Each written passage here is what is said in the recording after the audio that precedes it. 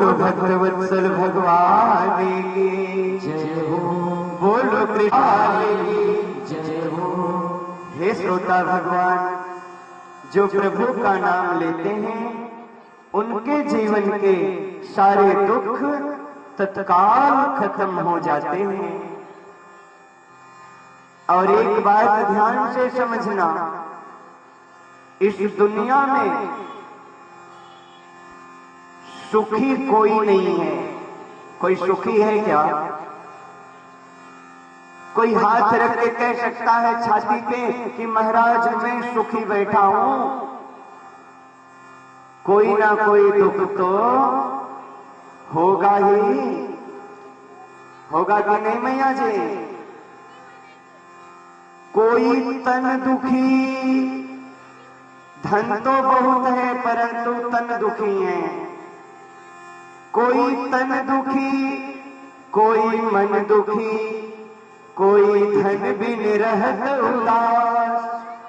थोड़े थोड़े सब दुखी, यहाँ सुखी कृष्ण के दास।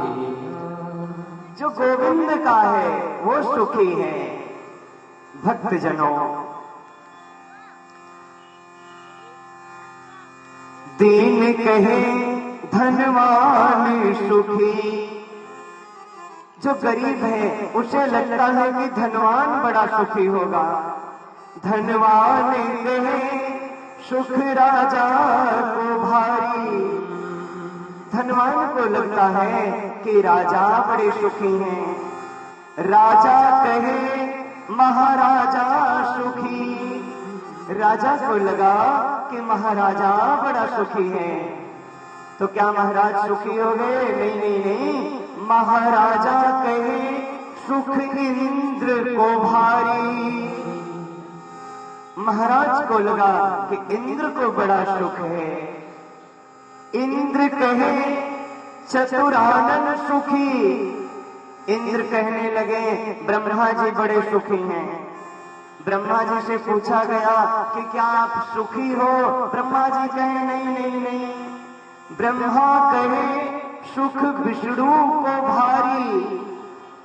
विष्णु जी सुखी हैं तो सबसे बड़ी बात तो तुलसी बाबा कहते हैं। तुलसीदास विचार कहे हरि भजन बिना सब जीव दुखारी। जिसके पास भगवान की भक्ति नहीं है जीवन में सबसे बड़ा दुखी है। आज कन्हैया ने कुंती को अपनी भक्ति दे दिए। पुनः युधिष्ठिर को बहुत समझाए, क्योंकि युधिष्ठिर को ऐसा लगा ना कि ये जो कुछ भी महाभारत के युद्ध में हुआ ये सब मैंने किया। मैंने अपनों को मार करके राज्य को पाया, मुझे राज्य नहीं चाहिए। कन्हैया बोले तूने नहीं किसी को मारा। कर्मणा जायते जंतु, सबको अपने अपने कर्मों का फल मिला है। ध्यान देना, जीवन में कर्म का फल ही मिलता है। एक आदमी जा रहा था, उसकी आंखों ने आम के फल को देख लिया। अब आंखें तो जा नहीं सकती, पैर चल के गए, पैर तो तोड़ नहीं सकते, हाथों ने तोड़ लिया, हाथ तो खा नहीं सकते, रसना ने स्वाद लिया, रसना तो रख नहीं सकती, पेट ने रख लिया। उसी समय बाग का मालिक आया और पीठ पे 2-4 गंडा जमा दिया।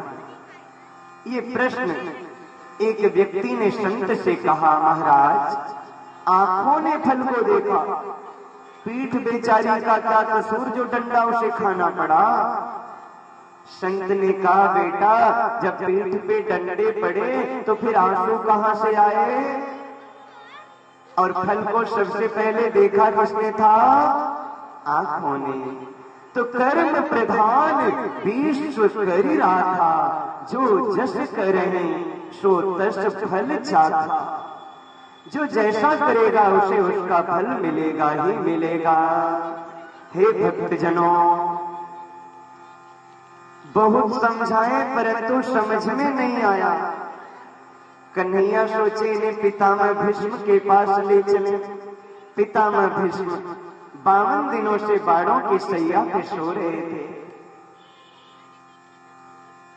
आज कन्हैया पांचों पांडवों को लेकर के गए और जाके पितामह को प्रणाम किए।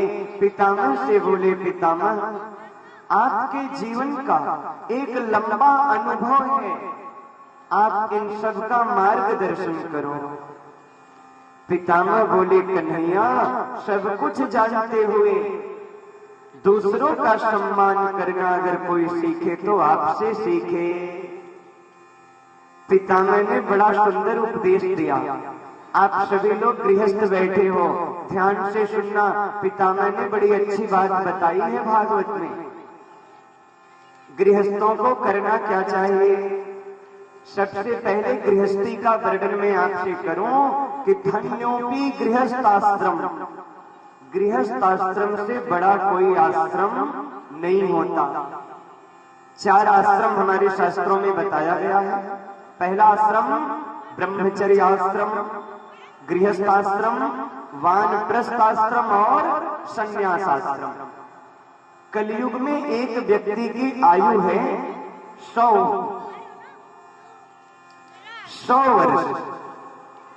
25 वर्ष तक ब्रह्मचर्य का पालन करो, क्योंकि जो ब्रह्मचर्य का पालन करते हैं, ब्रह्मचर्य परम बलम, ब्रह्मचर्य के समान दूसरा कोई बल हो ही नहीं सकता। पुनः गृहस्थ में प्रवेश करो। अब गृहस्थ में प्रवेश करो तो गृहस्थ सिर्फ काम सुख को भोगने के लिए नहीं, बल्कि गृहस्थ धर्म करने के लिए होता है। एक गृहस्थी ही सबकी सेवा करता है। गृहस्थों के वहां सबका सम्मान है। अतिथि का सम्मान गृहस्थ करता है, संतों का सम्मान गृहस्थ करता है। एक जन मुझसे बोले, महाराज अगर संत ना होते तो जगत को शिक्षा कौन देता? संत ना होते तो जगत को शिक्षा कौन देता? मैंने कहा, गृहस्थी ना होते तो संत को भिक्षा कौन देता? धन्योपि गृहस्थाश्रम, गृहस्थ को मंदिर बनाया जाए, अतिथि का सम्मान हो। हमारे वहां की तो एक परंपरा है, अतिथि देवो भव, हमारी परिपाटी है। अतिथि को मानने वाले हम लोग बैठे हैं। अतिथि को देव के समान यहाँ सम्मान मिलता है। परंतु गृहस्थ आश्रम में भी कुछ लोग ऐसे होते हैं, अतिथि को देखते हैं महाराज तो उन्हें अच्छा नहीं लगता। एक पति पत्नी थे, उनके घर में मेहमान आ रहे थे। अब जैसे मेहमान दूर से दिखाई दिए, पति पत्नी से कहने लगा, एक काम कर, ये मेहमान घर में आना नहीं चाहिए। तो क्या करें? पति बोला, मैं लाठी उठा रहा हूं और बिस्तर पे पीटूंगा, और तू जोर जोर से कहना, मुझे छोड़ दो, मुझे मत मारो। पर्दा गिरा दिया और लाठी उठा के लगा बिस्तर पे पीटने। पत्नी कहती, बचाओ बचाओ। 2-4-10 मिनट हुआ। अब उसे लगा कि अतिथि देव तो चले गए होंगे। पति ने कहा, मैंने तो मारा ही नहीं। पत्नी ने कहा, मुझे तो लगा ही नहीं। पर्दे के पीछे से अतिथि आया, बोला, मैं तो गया ही नहीं। तो कहने का भाव अतिथि सम्मान हो। पत्नी धर्म पत्नी है, ध्यान देना। पत्नी वो है जो पति को धर्म के मार्ग पर ले जाए, गलत मार्ग से हटा के अच्छे मार्ग पे ले जाए। और पति वो है जो हर समय पातिम रक्षति पति, अपने पत्नी की रक्षा करे, अपने पत्नी की हर एक व्यवस्थाओं को पूरा करे। पत्नी कब बनती है पति की? जब पति 2 चुटकी सिंदूर गणेश को अर्पण करके पत्नी की मांग में भरता है, उसी समय वो पति की पत्नी बन जाती है। एक काम किया करो देवियों, पति से बोला करो, जब मांग भरे हो तो पूरा मांग भरो। अब जो मांगती हो सब ले आओ, परंतु वो भी हिसाब से, पति की व्यवस्था देख करके। पति की व्यवस्था देख करके ही फरमाइश करना चाहिए महाराज। एक पति पत्नी थे, दोनों में बनती नहीं थी। शादी के 3 साल हो गए और पति पत्नी में प्रेम नहीं था, बनता नहीं था। एक संत के पास गए। ये उपाय आप लोग भी सुन लेना। तो संत से पति कहने लगा, क्या बताऊं महाराज, शादी 3 साल हो गई लेकिन पत्नी से प्रेम नहीं हो पा रहा है। संत बोले, कोई बात नहीं बेटा, जब वो भोजन बना के लाया करेगा तो भोजन की प्रशंसा कर दिया। कहने लगा, कैसे कर दूं जब प्रशंसा योग्य भोजन ही नहीं बनाती है। संत बोले, झूठ में कर दिया कर।